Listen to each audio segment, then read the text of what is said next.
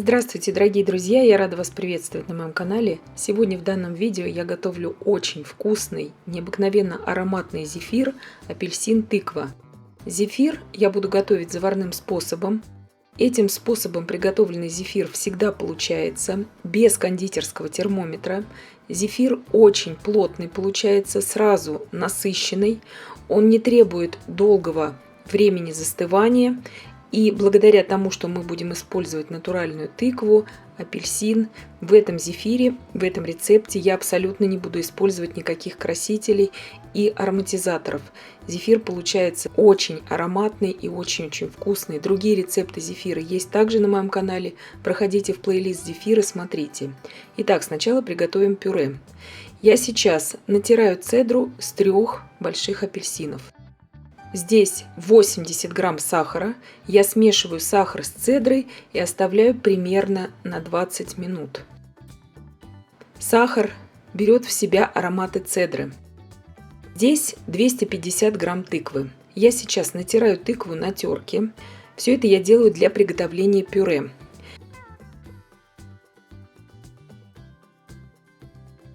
Я переложила тыкву уже в ковшик. Я добавляю в тыкву также 50 мл свежевыжатого апельсинового сока. Сок у меня достаточно кислый апельсиновый. Также я туда добавляю весь сахар с цедрой. И очень хорошо все это перемешиваю. И сейчас я отправляю увариваться на плиту минут на 20 на медленном огне под закрытой крышкой. Вот такая смесь у меня получилась после уваривания. Она, естественно, стала мягкая. И сейчас я всю эту смесь пробиваю блендером, естественно, чтобы не было комочков. Вот такое пюре у меня получилось. Пюре здесь мне понадобится 200 грамм. Здесь немного побольше получается пюре, но это на всякий случай, если у кого что-то там не получится. Его всегда можно просто скушать. Оно настолько вкусное, что можно есть как отдельный десерт. 10 грамм агар-агара. Я добавляю туда 120 мл свежевыжатого апельсинового сока и хорошо перемешиваю. В тыквенное пюре я отправляю набухший агар с апельсиновым соком. Также я отправляю в эту массу 100 грамм сахара.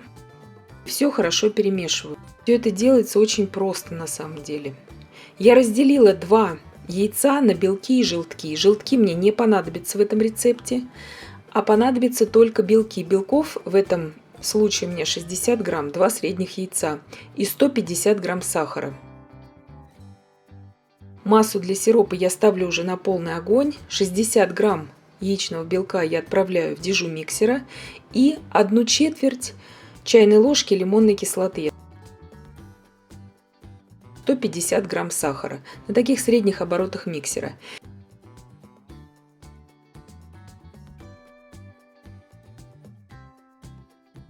Пюре у меня нагревается, но еще пока не кипит. И вот с момента кипения пюре, когда оно уже активные пузыри начинает выделять, я отсчитываю ровно 3 минуты.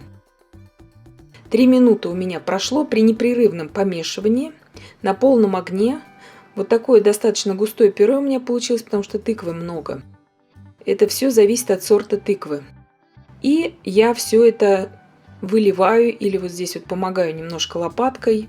Еще раз повторяю, все будет зависеть от сорта ваших плодов и фруктов. Все это я отправляю в белки и взбиваю примерно 1,5 минуты, не больше, иначе у вас вся эта масса может очень сильно загустеть, и вы не сможете уже с ним работать, с этим зефиром. Вот такая масса должна получиться, она слегка держит форму. Сразу же иду на место, где я буду отсаживать зефир. Я перекладываю в кондитерский мешок. Насадка 336, насадка большая специально для зефира. Отсаживаю зефирки.